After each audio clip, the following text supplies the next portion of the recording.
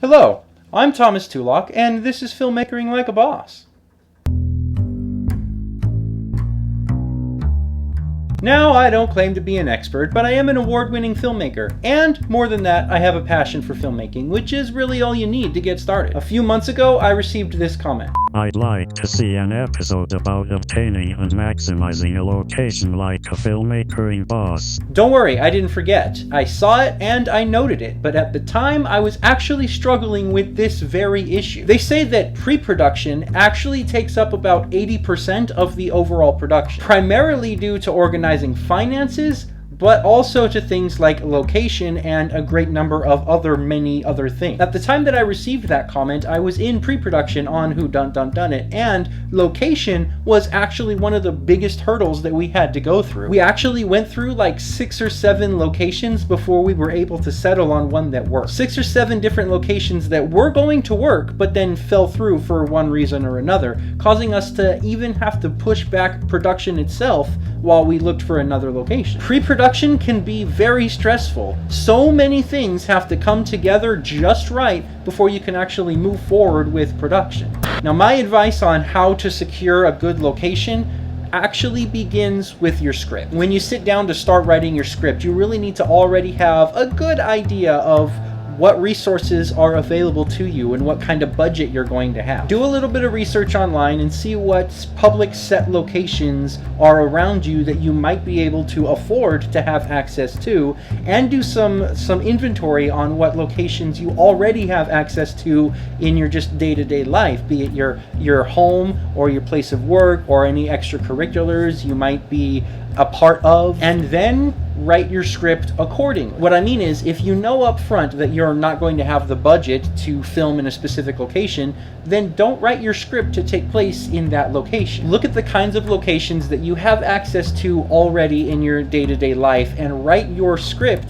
to take place in those locations, or at least in locations that you can get into really quick, film guerrilla, and get out with very little disruption. Usually it's a safe bet that you can count on being able to either film in your home or in the home of a person on your crew. So write your scene to take place in one of those locations. 2 of my recent short films, Off the Cuff and Billy, were actually filmed at my audio guy's place. And Who Dun Dun Dun It was filmed at the house of my associate producer. With that in mind, you probably don't want to write a scene that takes place in a big, populated, public location, like, for example, the White House.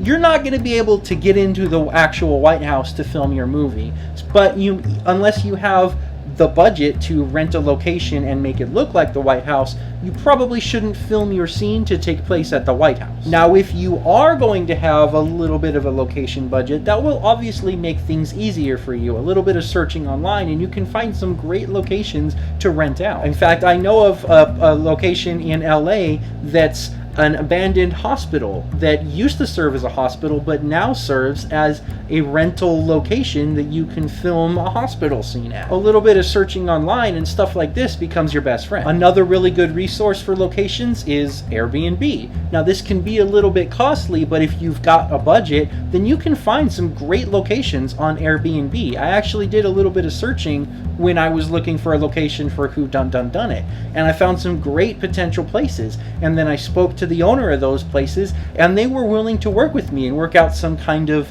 package budget deal, keeping in mind that renting it out to film something requiring a crew of a bunch of people, it's more use than the average Airbnb rental, but usually landlords, more often than not, are willing to work with you and are willing to set up some kind of package deal. Beyond something like that, it just takes a little bit of research to find out who owns the location that you want to film at and how you can go about getting permission to film there, how much it'll cost, what paperwork you have to fill out, if any paperwork at all. Just a little bit of research and you can find that.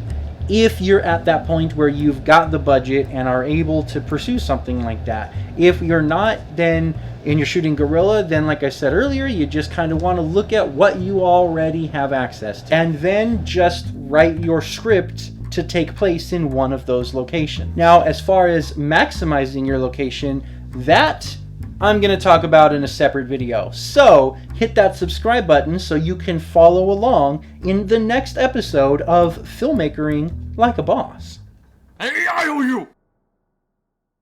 here at the new end screen, I would like to invite you to check out some of my filmmakering in action, and I would like to thank you for watching the Easily Amused Group, the show that's here to bargain. And I would like to thank you for watching the Easily Amused Group, the show that's here to bargain.